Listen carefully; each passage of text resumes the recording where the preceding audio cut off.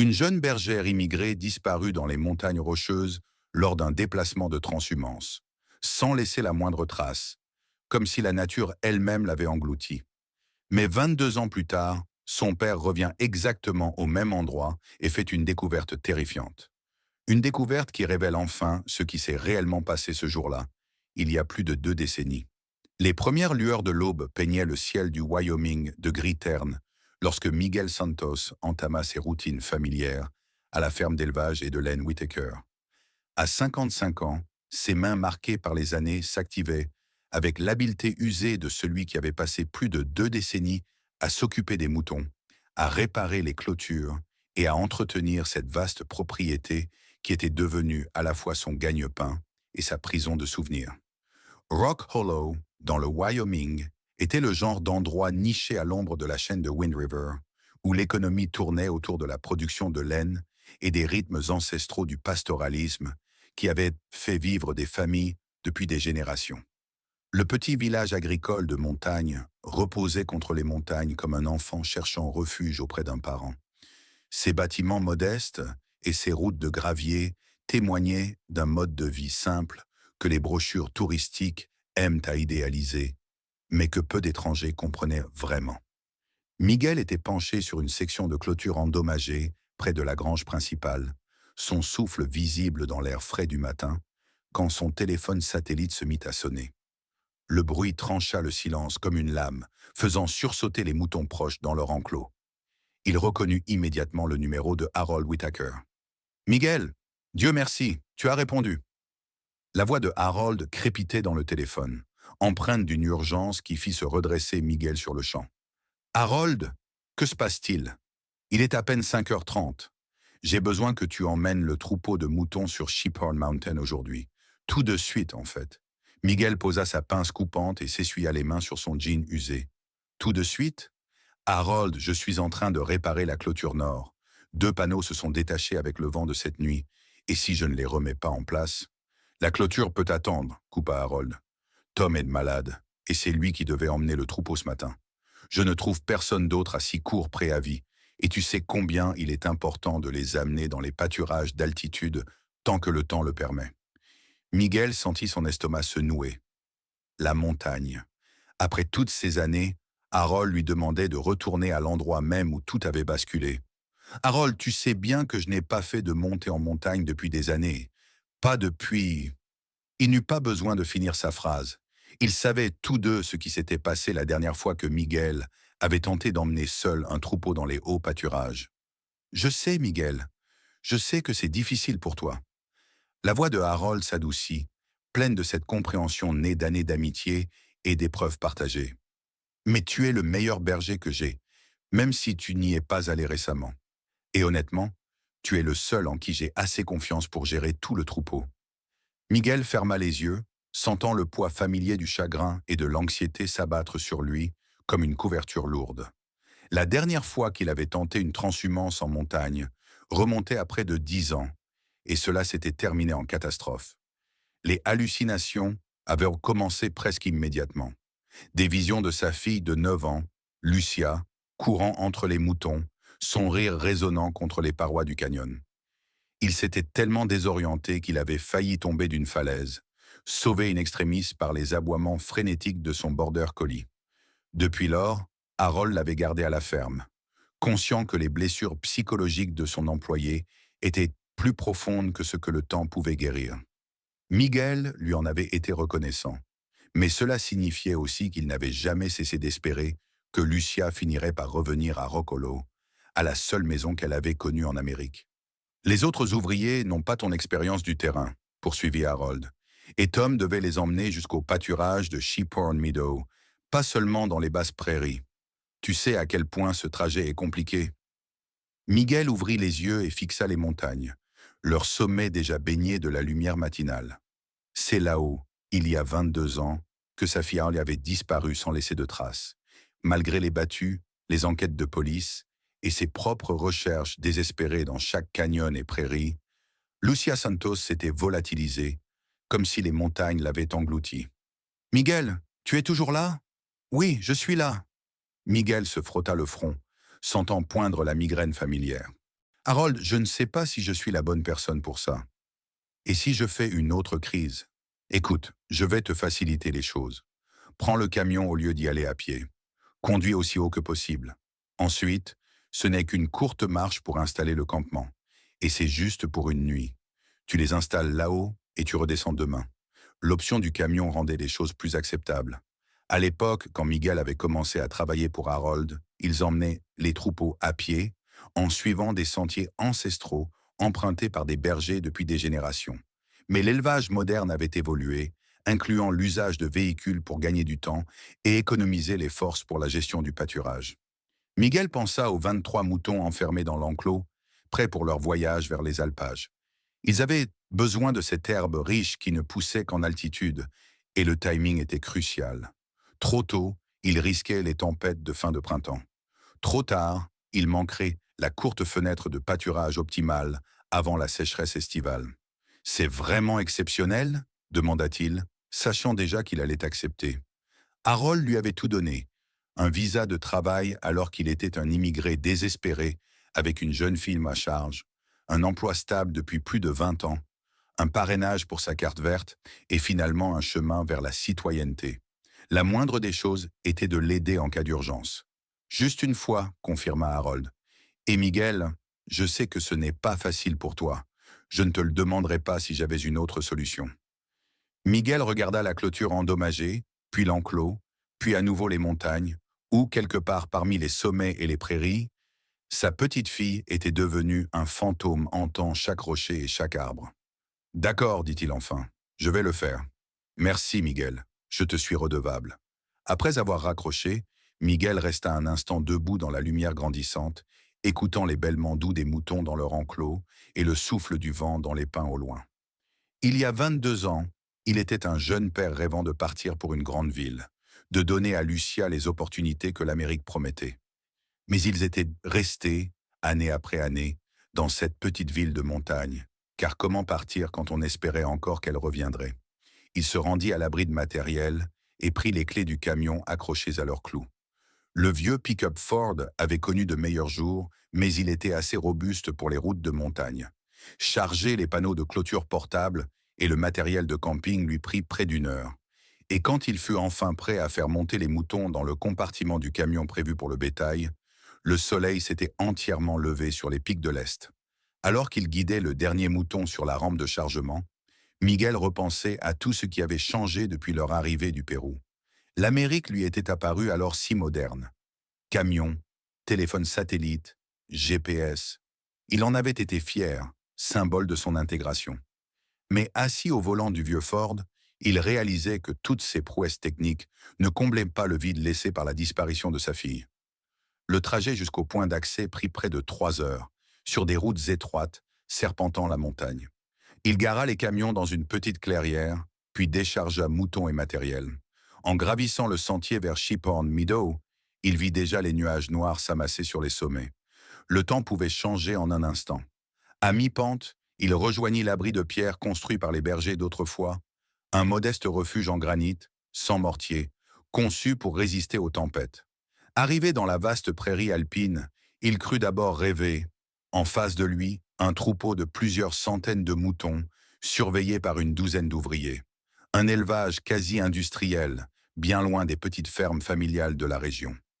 Les gouttes de pluie se firent plus denses. Miguel s'avança vers la porte de pierre et frappa selon le protocole local. La porte s'ouvrit sur un homme d'une cinquantaine d'années, large d'épaules, chapeau de cow-boy, qui le toisa avec mépris. « Vous voulez quoi ?»« Je cherche simplement un abri pour la nuit, » répondit Miguel poliment. « Mes moutons risquent d'être mouillés. » Le cow-boy se renfrogna. « Ce refuge est à ma famille depuis des générations. Vous, un simple employé d'une petite ferme, vous n'y avez pas votre place. »« Il y a pourtant de la place pour tout le monde, » insista Miguel. L'autre ricana. « Si vos bêtes sont malades, dégagez d'ici. » Et il referma brutalement la porte.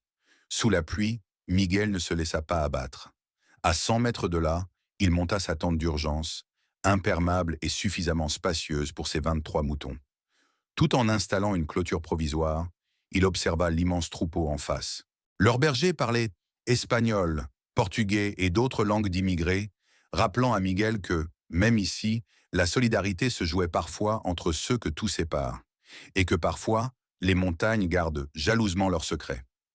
Alors que Miguel guidait ses derniers moutons vers la rampe, il songeait à tout ce qui avait changé depuis leur arrivée du Pérou.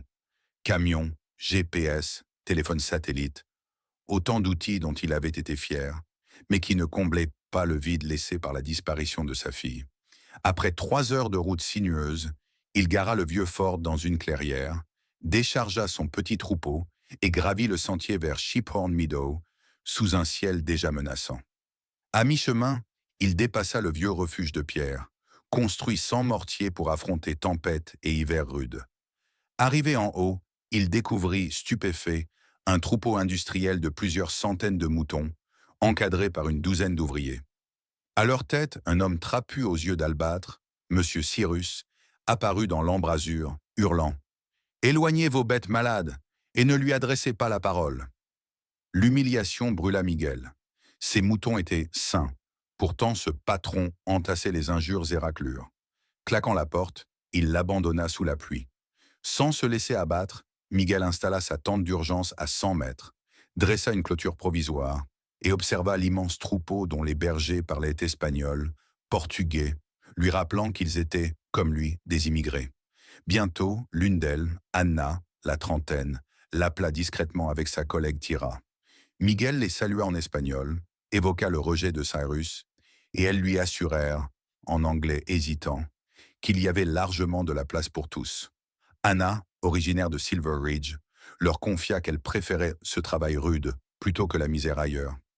Miguel, ému, y reconnut les mêmes mots qu'il répétait à sa fille pour la consoler. « Il faut être reconnaissant, c'est déjà mieux que tant d'autres. » Soudain, Cyrus jaillit de nouveau, furieux, bouscula Miguel en l'invectivant.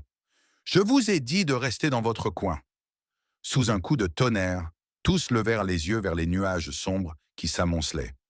Face à la tempête imminente, l'hostilité céda provisoirement devant l'urgence du ciel. Alors qu'il criait à ses ouvriers « Rangez tout !» Miguel regarda Anna et Tira obéir immédiatement. « Oui, monsieur Cyrus », et se hâter vers leur partie du troupeau. En quelques minutes, l'opération industrielle était en marche. Des barrières se repliaient, du matériel s'empilait, tout se déroulait avec la rapidité de ceux qui répètent dans ce rituel depuis des années. La pluie redoubla d'intensité tandis que Cyrus et son équipe disparaissaient sur le sentier. Leur immense nuée de moutons se mouvant à travers la brume. Miguel les contempla jusqu'à ce qu'ils sortent complètement de son champ de vision, puis revint à son petit troupeau, blotti contre le mauvais temps. Il vérifia une dernière fois la clôture, s'assurant qu'elle résisterait à la tempête. Satisfait, il prit une décision.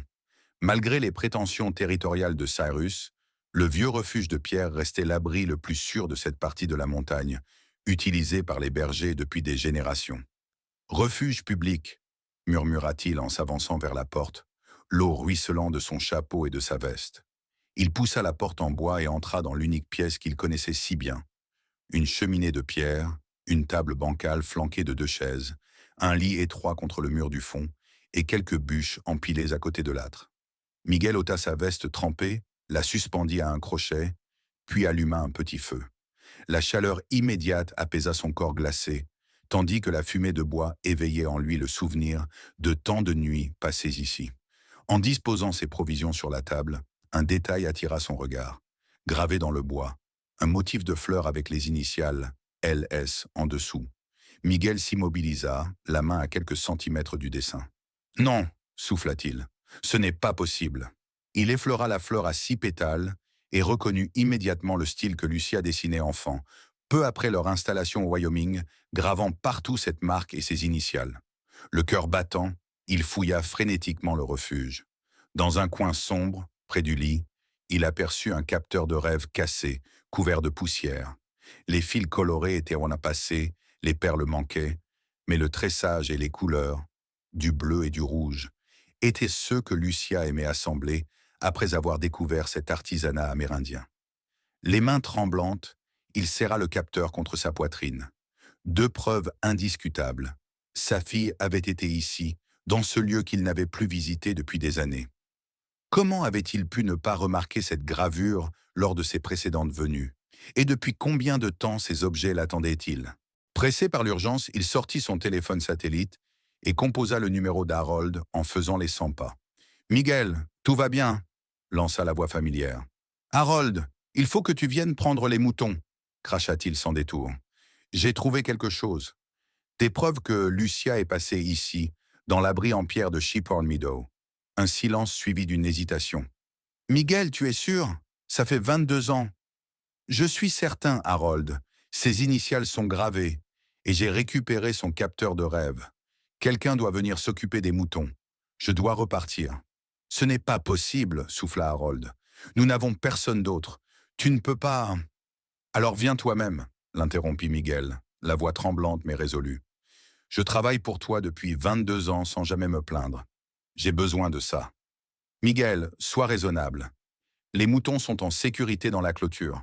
Je suis à Shepherd Meadow, près de l'ancien refuge de pierre. Quelqu'un doit être là demain matin. Le ton de Miguel ne laissait aucune place à la négociation. J'expliquerai plus tard, conclut-il en raccrochant. Il savait qu'Harold serait furieux, mais rien d'autre n'avait d'importance que cette découverte fraîche. Il rassembla ses effets essentiels et le capteur de rêve, abandonnant le reste dans le refuge. Un dernier regard à la fleur gravée, qu'il grava dans sa mémoire, puis il s'élança dans la tempête. Le chemin de descente s'était mué en une pente glissante et traîtresse, mais sa volonté le poussait plus vite que ses bottes ne pouvaient avancer. Arrivé à son camion, trempé jusqu'aux os et la boue jusqu'aux genoux, il démarra sans s'en apercevoir et tourna vers Silver Ridge, la ville de l'autre côté de la montagne, où Anna et Tyra travaillaient et où Cyrus semblait être basé. Si l'abri de pierre lui appartenait vraiment, comme il le prétendait, il pourrait en savoir plus sur la gravure, sur Lucia. Sur les routes sinueuses, dans la pluie battante, Miguel ressentit une émotion qu'il n'avait pas éprouvée depuis longtemps. L'espoir. 20 minutes plus tard, il s'engageait sur des routes inconnues menant à Silver Ridge. La pluie avait faibli, mais la visibilité restait mauvaise. Ses phares perçaient le brouillard, éclairant à peine la route sinueuse. Perdu dans ses pensées, il faillit manquer 2 silhouettes sur le bord de la route. Un rapide éclat de couleur dans son champ de vision périphérique. Une vieille femme tendait le pouce, près d'une fillette d'une dizaine d'années. Son premier réflexe fut de poursuivre sa route. Chaque minute comptait pour atteindre Cyrus. Mais lorsqu'il braqua les phares sur elle, il vit leur détresse. La femme aux cheveux argentés, la fillette trempée, sous un petit parapluie qui peinait à protéger du vent et de l'eau. La conscience de Miguel lui interdit de les laisser là. Il freina, baissa la vitre et lança « Vous allez où ?» La femme s'approcha, abritant l'enfant sous sa cape trempée. « Silver Ridge, nous essayons juste de rentrer chez nous. »« Moi aussi, » répondit Miguel. « Vous voulez que je vous y emmène ?»« Oh, vraiment, ce serait une telle bénédiction !» s'exclama la vieille dame soulagée. « Montez, » dit Miguel en déverrouillant les portes, et il les fit entrer à l'abri de la pluie, déterminé à continuer son chemin dès qu'il aurait assuré leur sécurité. Alors que la femme aidait la fillette à monter sur la banquette arrière, puis prenait place elle-même, toutes deux trempées jusqu'aux os, Miguel lança « Désolé de ne pas avoir de couverture », dit-il en montant le chauffage au maximum. « Je ne suis qu'un berger qui se rend en ville. »« Ne vous excusez pas, » répondit la vieille dame en aidant Mara à retirer sa veste mouillée. « Nous sommes très reconnaissantes. Je m'appelle Edith Holloway et voici ma petite fille Mara. »« Miguel Santos, » se présenta-t-il en redémarrant le camion. « Que faisiez-vous dehors par un temps pareil ?»« Nous cueillions des fruits au verger des Johnson, » expliqua Edith en frottant les mains de Mara pour les réchauffer. Nous n'imaginions pas que la pluie tomberait si soudainement. Un éternuement de la fillette attira de nouveau l'attention de sa grand-mère. « J'espère que tu n'attraperas pas froid, ma chérie. Nous avons tant de choses à faire demain. »« Je ne veux pas être malade pour mon anniversaire, » renifla Mara. « C'est ton anniversaire demain » s'étonna Miguel, jetant un coup d'œil dans le rétroviseur. La fillette acquiesça. « Je vais avoir 11 ans. Grand-mère et moi préparons des tourtes de berger que nous offrirons à tous nos voisins. »« Si vous le souhaitez, » ajouta Edith en lissant les mèches humides de sa petite fille, « vous pouvez venir demain dîner chez nous. Nous en ferons plus que nécessaire. »« C'est très aimable de votre part, » dit Miguel, touché par cette invitation. « Mais je ne suis pas de Silver Ridge. Je ne fais que rendre visite à un ami. Quel ami demanda Edith. C'est un petit village. Tout le monde se connaît, sauf les nouveaux, bien sûr. Miguel hésita, puis se résolut à nommer Cyrus. Il s'appelle Cyrus. C'est un Américain. Je n'ai pas son adresse. Cela fait longtemps que je ne l'ai pas vu. Je voulais lui faire la surprise. Les yeux d'Edith s'écarquillèrent et elle lâcha un petit rire. Vous êtes bien chanceux. Il n'y a qu'un seul Cyrus à Silver Ridge, et c'est notre voisin, Cyrus Brackenridge, le propriétaire de Brackenridge Farm dont nous parlions tout à l'heure. Miguel tenta de dissimuler sa surprise. Vraiment? Oui, reprit Edith. Il possède la plus grande exploitation du comté. Un homme généreux qui emploie la moitié de la ville et parraine notre fête des récoltes annuelles. C'est un homme humble, raconte-t-on. Il pourrait vivre où il veut avec son argent, mais il préfère rester parmi nous, dans ce quartier modeste, parce qu'il aime la vie de communauté. Un homme remarquable, murmura Miguel. Vous avez raison, confirma Edith. Tout le monde le respecte. Homme d'affaires dur mais juste. Ils traversèrent Silver Ridge, passant du quartier commerçant cossu à des rues plus modestes. Ils s'arrêtèrent devant une petite maison bien entretenue, pourvue d'un porche. « C'est ici que nous habitons, dit Edith. Merci encore pour ce transport. »« Et Cyrus habite laquelle ?» demanda Miguel en se préparant à descendre. « Cette maison au bout de la rue, plus grande que les autres, » observa Edith en notant l'absence de voiture dans l'allée. « Il n'est pas encore rentré. Voulez-vous entrer vous réchauffer? Je peux vous servir un café. »« Non, merci, répondit Miguel. Je vais attendre dans mon camion. » Derrière la vitre embuée, il regarda la pluie tambouriner sur le toit, le moteur tournant pour faire fonctionner le chauffage, tandis qu'il se préparait mentalement à l'affronter. Son téléphone satellite vibra. Sans doute Harold qui appelait pour savoir ce qu'il faisait de ses moutons, mais il l'ignora. Ce problème était dérisoire face à la possibilité de nouvelles pistes sur Lucia. Quelques minutes plus tard, des phares percèrent l'averse. Une camionnette noire venait d'entrer dans le cul-de-sac. Miguel reconnut aussitôt le véhicule aperçu près de l'abri de pierre. La camionnette s'engagea dans l'allée de Cyrus, et bientôt celui-ci en sortit, le col relevé contre la pluie. Sans hésiter, Miguel éteignit son moteur, sortit, traversa la rue et appela. « Cyrus !» L'homme se retourna, à la fois surpris et agacé. « Toi, que fais-tu devant chez moi ?»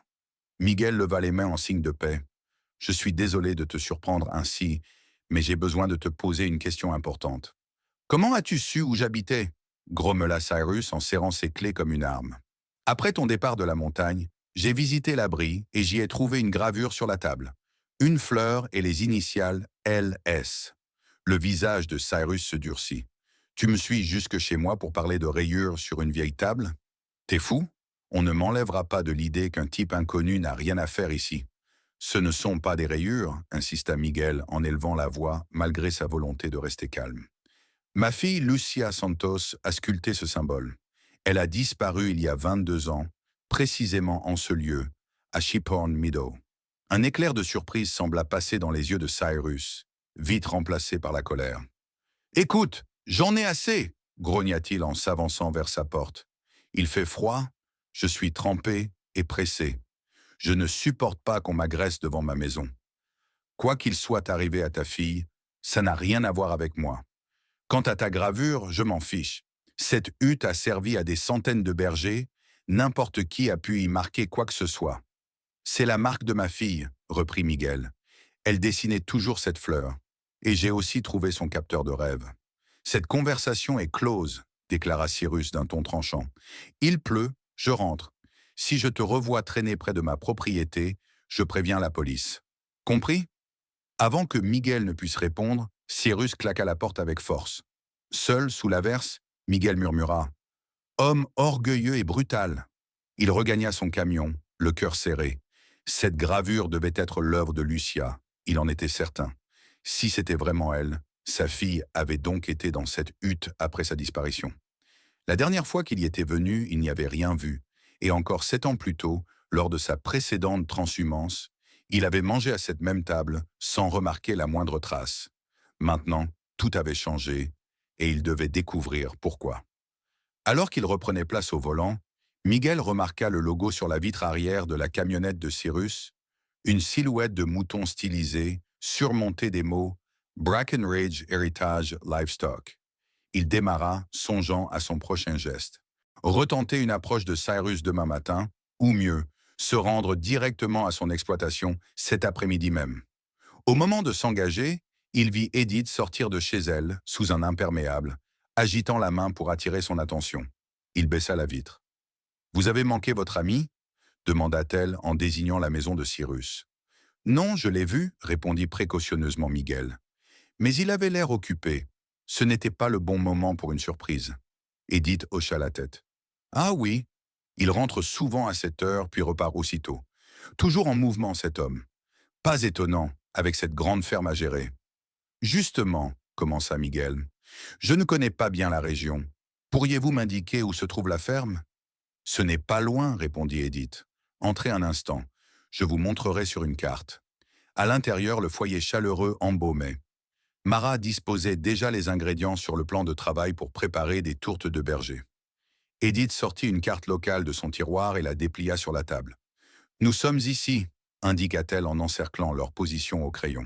« Et la Brackenridge Farm est là, à environ 15 minutes à l'est de la ville. » Ajouta-t-elle en encerclant une zone plus vaste. « C'est la plus grosse exploitation du comté. »« Merci, » dit Miguel en récupérant la carte. « Gardez-la, » insista Edith. « J'habite ici depuis toujours. Je connais ces routes comme ma poche. »« Mara, » annonça soudain la fillette de la cuisine. « On va commencer à cuire les tourtes. Pour mon anniversaire. » Souriant de l'enthousiasme de la petite, Miguel se leva. « Je ne voudrais pas vous retenir de votre préparation. »« Merci encore, Edith. N'oubliez pas mon invitation à venir dîner demain si vous êtes toujours en ville, » le rappela Edith en le raccompagnant.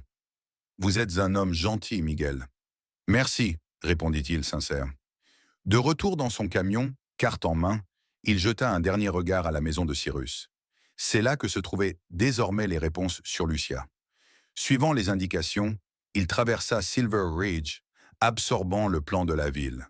Un centre-ville animé, des commerces, des cafés, puis des quartiers résidentiels.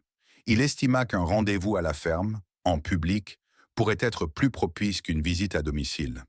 Il se reprocha aussi d'être arrivé à l'improviste. « Je devrais m'excuser de m'être présenté ainsi. Le temps en montagne met tout le monde sur les nerfs. » Alors qu'il s'apprêtait à s'arrêter pour faire le plein, une camionnette noire le dépassa à vive allure. Le véhicule de Cyrus, reconnaissable au logo. Le pick-up filait à toute berzingue, zigzagant entre les voitures.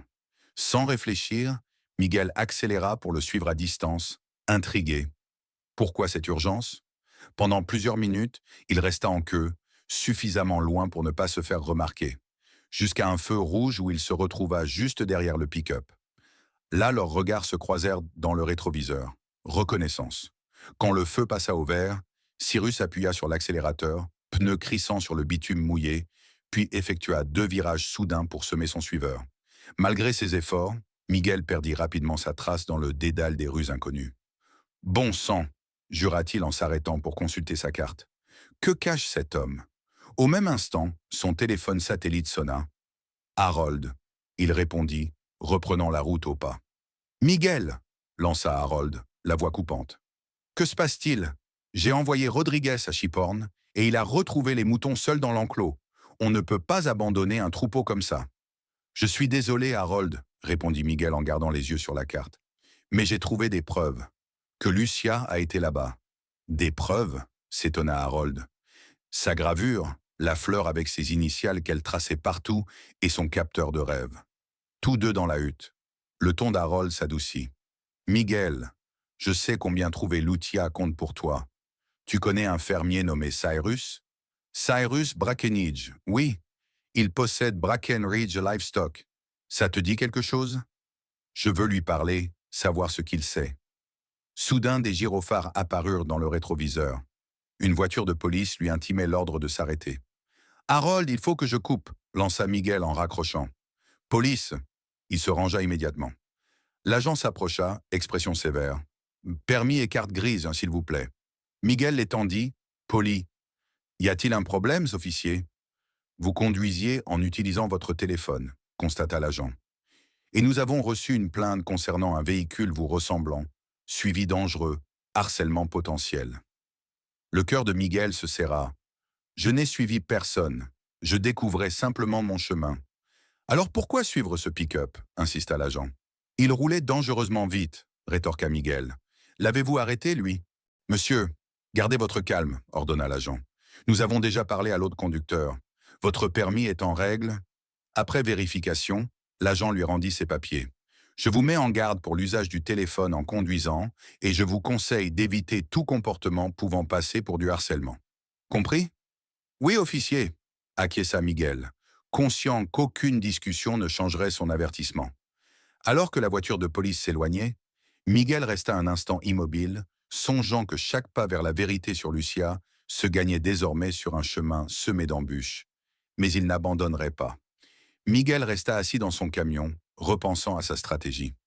Cyrus était allé jusqu'à appeler la police pour dénoncer une supposée filature. L'homme le fuyait activement. Pourquoi? Que cachait-il? Après un instant de réflexion, Miguel décida de mettre son plan à exécution. Il irait directement à la ferme Brackenridge, en toute transparence. Et si cela échouait, il porterait plainte pour faire ouvrir une enquête sur la gravure et ses soupçons. Suivant la carte, Miguel quitta Silver Ridge pour la périphérie, où Edith lui avait indiqué la ferme. Rapidement, il aperçut une vaste propriété aux multiples granges et dépendances, et un panneau Brackenridge Heritage Livestock à l'entrée. Il garait son véhicule à une distance respectueuse, mais offrant une vue dégagée sur la cour principale. Presque aussitôt, il vit la camionnette noire de Cyrus stationnée près d'une grande grange. De là, Cyrus sortit de l'un des bâtiments, suivi d'Anna et de Tyra, les deux femmes rencontrées sur la montagne ce matin-là. Chacun portait une caisse en bois qu'ils chargèrent dans l'arrière d'un camion bâché. Cyrus et un autre homme, Burley, au crâne rasé, montèrent dans la cabine, tandis que les deux femmes prenaient place parmi les caisses. Le camion démarra, s'éloigna de la ferme et se dirigea vers les montagnes séparant Silver Ridge de Rock Hollow. La curiosité l'emporta.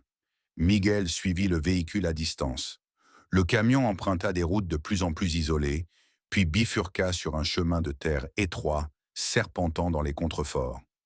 La pluie redoubla et le brouillard collait au flanc de la montagne, plongeant le paysage dans une atmosphère lugubre. Miguel resta prudent, ralentit et observa le camion s'arrêter dans une clairière. Derrière l'averse, il vit Cyrus et son acolyte descendre de la cabine et aider Anna et Tyra à en faire autant, caisse toujours en main. Les femmes semblaient résignées. Tous quatre gravirent alors un sentier étroit qui s'engouffrait dans la roche. Miguel s'avança à pied, dissimulé derrière des rochers et des buissons, suivant leurs pas pendant 10 minutes, jusqu'à une construction rudimentaire taillée à même la montagne. Une sorte de grotte à l'avant de laquelle un mur en granit, similaire à la vieille hutte, avait été élevé, percé d'une lourde porte en bois. Le groupe disparut à l'intérieur. Placé à 30 mètres, Miguel s'approcha encore, abritant son téléphone satellite dans sa poche pour prévenir les secours au besoin. Mais que voyait-il exactement? Un simple abri, un entrepôt, ou quelque chose de plus sinistre? Au bout d'un quart d'heure, Cyrus et son compagnon ressortirent, laissant Anna et Tyra à l'intérieur. Le colosse ferma la porte à clé avec un lourd cadenas avant de redescendre le sentier. Miguel tenta de reculer discrètement, glissant de cachette en cachette, mais un petit éboulis de pierre attira l'attention des deux hommes, qui se mirent à appeler. « Qui est là? Lâche-toi » hurla Cyrus en sondant le flanc rocheux. Miguel tenta de se retirer plus loin, mais le terrain accidenté offrait peu de couverture. Après plusieurs minutes d'un jeu du chat et de la souris, son poursuivant le débusqua près d'un tronc couché. « Là !» s'écria-t-il. Ils chargèrent prompt vers Miguel le coinçant. Déjà Cyrus, le visage déformé par la rage, l'insultait. « Encore toi! Tu me suis! Tu es flic? Agent infiltré ?» « Je ne suis pas policier, » répliqua Miguel d'une voix ferme. « Je t'ai dit que je voulais seulement parler de ma fille et de la gravure de ta hutte. Mais maintenant je m'interroge. Qu'as-tu fait à ces femmes ?» Cyrus échangea un regard avec Burley. « Tu en as trop vu, plus de bavardage. » Ils se jetèrent sur Miguel, décidés à le pousser vers la grotte. Par réflexe, Miguel adopta une posture défensive. Élevé dans la campagne péruvienne, il savait se battre quand il le fallait. Quand Burley se jeta sur lui, il esquiva, donna un coup de coude dans le plexus, puis un uppercut au menton. L'homme vacilla. Cyrus, plus vif qu'on ne l'imaginait, le plaqua au sol. Les deux roulèrent ensemble sur la terre détrempée. Cyrus parvint à l'immobiliser et chercha quelque chose à sa ceinture. Un couteau de chasse dont la lame scintilla faiblement. Miguel se dégagea d'un sursaut, saisit un gros caillou à terre et, au moment où Cyrus levait l'arme, lui asséna un coup violent sur la tempe. Le sang jaillit et l'agresseur s'effondra, laissant tomber son couteau. Essoufflé, Miguel se redressa. Devant lui gisaient les deux hommes inconscients. Il sortit son téléphone satellite, préprogrammé pour contacter les secours locaux, et décrivit rapidement la situation.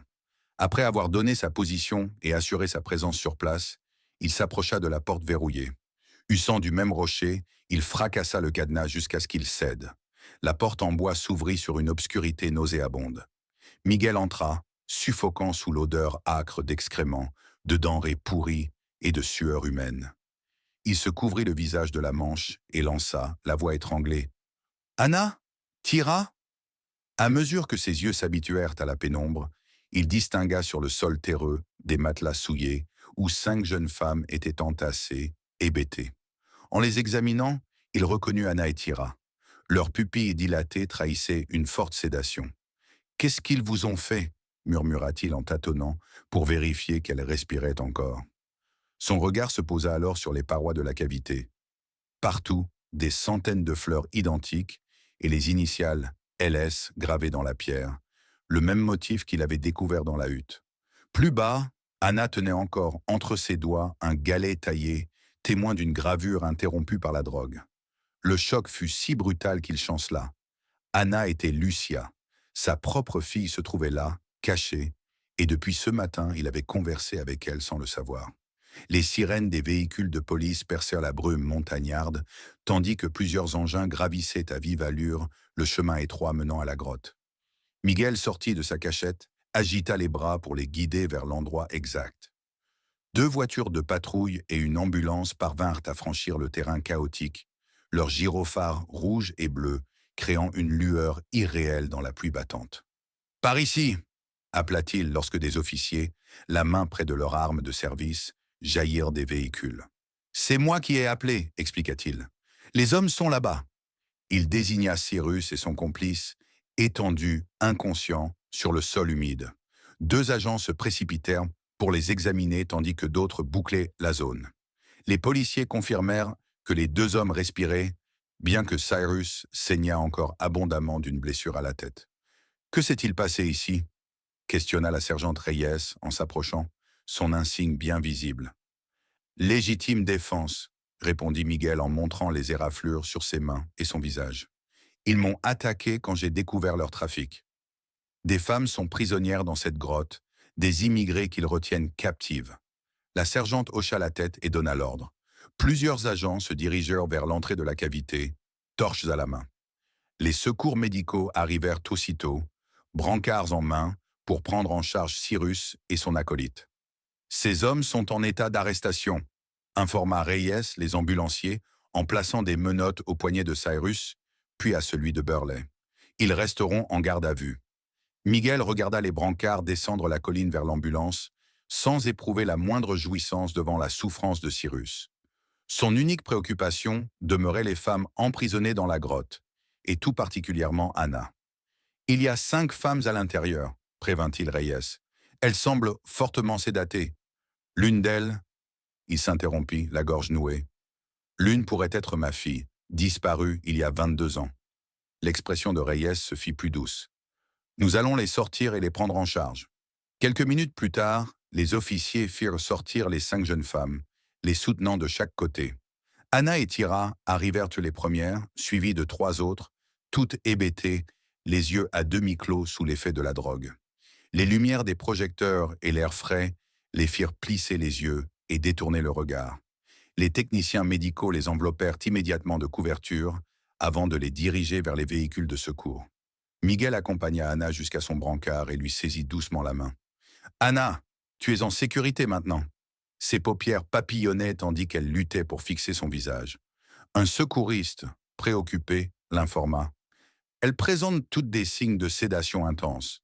Il faut les conduire immédiatement à l'hôpital pour un bilan complet. »« J'y vais avec elles, » déclara fermement Miguel. Le secouriste acquiesça. « Suivez l'ambulance en voiture. » Nous les emmenons au Silver Ridge Memorial, le seul hôpital de la région. Tandis que l'on chargeait les femmes dans les ambulances, la sergente Reyes revint vers Miguel. Mon équipe sécurise le site et va prospecter la montagne à la recherche d'autres cavités similaires. Savez-vous pourquoi ces femmes ont été amenées ici? Non, répondit Miguel. Je voulais parler personnellement à Cyrus, quand je les ai vus charger Anna et Tira à la ferme. J'ai suivi ce camion parce que quelque chose clochait. Bonnes intuitions, approuva Reyes. Nous aurons besoin de votre déposition complète, mais ce sera à l'hôpital. Pour le moment, suivez l'ambulance, je vous y rejoindrai après avoir coordonné la recherche. Miguel hocha la tête et regagna son véhicule. Il démarra en suivant prudemment les ambulances, gyrophares allumés, descendant la montagne. Ses mains tremblaient légèrement, non pas à cause du froid ou de l'adrénaline du combat, mais sous le coup de l'émotion. Après 22 ans, il pouvait enfin avoir retrouvé Lucia.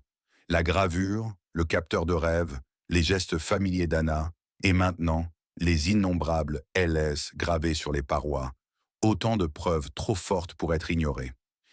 Il suivit les véhicules jusqu'à l'entrée des urgences du Silver Ridge Memorial Hospital. Dès leur arrivée, le personnel médical se précipita. Anna, Tira et les 3 autres furent transférés sur des civières, puis emmenés à l'intérieur par les portes automatiques. Miguel voulut accompagner Anna, mais une infirmière l'arrêta avec douceur. « Monsieur, veuillez patienter dans la salle d'attente. Les médecins ont besoin de place. » En se dirigeant vers la réception, Miguel éprouva un sentiment d'irréalité. Mur bleu pâle, odeur antiseptique, contraste saisissant avec la saleté et le chaos de la montagne. Il s'assit, les bottes encore couvertes de boue, le cerveau en ébullition. Ce matin, il acceptait à contre-cœur de conduire un troupeau en montagne, hanté par le passé. Maintenant, il avait déterré un indice sur Lucia, combattu pour sa survie et sauvé 5 femmes de l'enfer. Au fil des minutes, pesa sur lui un cruel remords. Pourquoi avait-il renoncé à fréquenter ce refuge, il y a 7 ans? S'il y était allé régulièrement, n'aurait-il pas vu cette gravure plus tôt, retrouver Lucia des années avant? Ces 7 années perdues l'accablaient. « Je l'ai abandonné 2 fois, souffla-t-il, le visage enfoui dans ses mains. La première fois en fuyant leur dispute, la seconde en cessant mes visites. » 2 heures plus tard, une femme médecin d'âge mûr, au regard bienveillant et au sourire fatigué, entra dans la salle d'attente. « Vous êtes le monsieur qui est arrivé avec 5 jeunes femmes de la montagne ?» demanda-t-elle. Miguel se leva d'un bond. « Oui, comment vont-elles ?»« Elles ont été stabilisées, » le rassura la docteure. « Déshydratation, malnutrition et effet d'un puissant sédatif. Nous poursuivons les analyses pour identifier la substance exacte, mais elles sont désormais conscientes et leurs constantes vitales sont bonnes. » Miguel, assis dans son camion, reconsidérait son plan. Cyrus était allé jusqu'à appeler la police pour l'accuser de le suivre.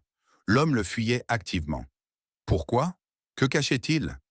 Après un instant de réflexion, Miguel décida de mettre à exécution son projet. Il se rendrait ouvertement à la ferme Brackenridge. Et si cela échouait, il porterait plainte et demanderait une enquête sur la gravure et ses soupçons. Suivant la carte d'édite, il quitta la ville et trouva bientôt Brackenridge Heritage Livestock, sa vaste cour entourée de granges et de dépendances.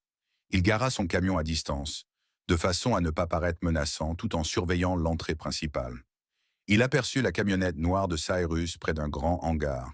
Un peu plus loin, Anna et Tira portaient chacune une caisse en bois qu'elles chargèrent dans l'arrière d'un camion à plateau. Cyrus et un homme tatoué, Burley, montèrent dans la cabine et le véhicule s'éloigna vers les montagnes qui séparent Silver Ridge de Rock Hollow. Poussé par la curiosité et l'inquiétude, Miguel suivit le camion à distance. Après plusieurs kilomètres de route secondaire, le véhicule bifurqua sur un chemin de terre escarpé, s'engouffra dans une clairière et s'arrêta. Sous la pluie battante et dans le brouillard, Miguel vit sortir Cyrus et son complice. Ils aidèrent Anna et Tira à descendre, caisse à la main, et tous gravirent un sentier étroit jusqu'à une cavité aménagée dans la paroi rocheuse. L'entrée ressemblait à un mur de pierre brute, percé d'une porte en bois qu'ils refermèrent à clé. Restant caché derrière des blocs et des buissons, Miguel attendit une quinzaine de minutes, puis les 2 hommes ressortirent d'un seul. Au moment où ils redescendaient, un petit éboulis de pierre avertit Cyrus et Burley qu'ils n'étaient pas seuls. Ils se mirent à crier Qui est là? Miguel tenta de reculer, mais le terrain glissant lui ôta toute discrétion. Le colosse Burley le repéra près d'un arbre couché. Là! Tous deux se précipitèrent sur lui. Cyrus, furieux, l'accusa. Quoi, tu me traques? Tu es flic ou espion? Je ne suis ni l'un ni l'autre, répondit Miguel. Je veux seulement parler de ma fille et de la gravure de ta hutte. Et je m'interroge sur ce que tu fais à ces femmes. Cyrus échangea un regard avec Burley. Il en sait trop. Fin de la discussion. Ils chargèrent de nouveau. Par réflexe, Miguel esquiva un coup, donna un violent coup de coude au plexus, puis un uppercut qui étourdit Burley. Cyrus, plus agile qu'on ne l'imaginait, s'élança et plaqua Miguel au sol. Alors qu'il cherchait un couteau de chasse à sa ceinture, Miguel attrapa un gros caillou et au moment où le couteau se levait, lui fracassa la tempe. Cyrus s'effondra, coupé de toute résistance. Essoufflé, Miguel se redressa. Les deux hommes gisaient, inconscients. Il sortit son téléphone satellite, composa les secours et décrivit la situation. Puis il s'approcha de la porte verrouillée de la grotte et utilisa le même rocher pour briser le cadenas. La porte s'ouvrit sur un air nauséabond. Excréments, aliments pourris et humidité mettaient ses nerfs à rude épreuve. Il toussa, se couvrit la bouche de la manche et appela. « Anna? Tira ?» Dans la pénombre, 5 femmes enterrent l'espace, allongées sur des matelas souillés. Leurs pupilles dilatées trahissaient la sédation. Il reconnut Anna et Tira. Elles ne réagissaient pas. S'approchant, il s'assura qu'elles respiraient. Puis ses yeux parcoururent les parois. Partout à fleur de pierre, des fleurs gravées et les initiales LS, identiques à celles de la hutte. Anna serrait encore un galet gravé à demi, preuve d'une marqueterie interrompue. Le choc lui coupa la respiration. Anna était Lucia, sa fille, retenue captive sous son nouveau nom. À cet instant, la police arriva, sirènes hurlantes, projecteurs allumés. Miguel sortit, guidant les patrouilleurs jusqu'à l'endroit précis. Les officiers désarmèrent Cyrus et Burley, les plaquèrent main menottes au poignet et les firent monter sur des brancards en attendant l'ambulance. La sergente Reyes l'interrogea. « Que s'est-il passé ?»« Légitime défense, » répondit-il. « Ils m'ont attaqué quand j'ai découvert ce qu'ils faisaient. Des femmes immigrées, prisonnières dans cette grotte. » Des agents pénétrèrent dans la cavité, guidèrent les 5 jeunes femmes jusqu'au bord du sentier, enveloppées de couvertures. Miguel accompagna Anna jusqu'à son brancard. « Anna, tu es en sécurité, » murmura-t-il. Un secouriste l'informa. Toutes présentaient chez des signes de forte sédation. Elle serait issue transportée d'urgence au Silver Ridge Memorial. Miguel insista pour suivre l'ambulance. Reyes lui conseilla de préparer sa déposition sur le trajet. Arrivé à l'hôpital, il vit les ambulances franchir l'entrée des urgences. Anna, Tira et les 3 autres furent rapidement emmenés à l'intérieur. Miguel voulut les suivre, mais une infirmière l'invita à patienter dans la salle d'attente. Seul face au mur immaculé, le froid de la clinique contrastait avec l'horreur vécue. Il s'assit, repensant à sa journée. Accepter la transhumance ce matin, découvrir la gravure, se battre pour sauver ses femmes, et maintenant franchir ce couloir d'hôpital, l'épilogue inattendu de 22 ans d'angoisse. 2 heures plus tard, la porte s'ouvrit sur une médecin bienveillante.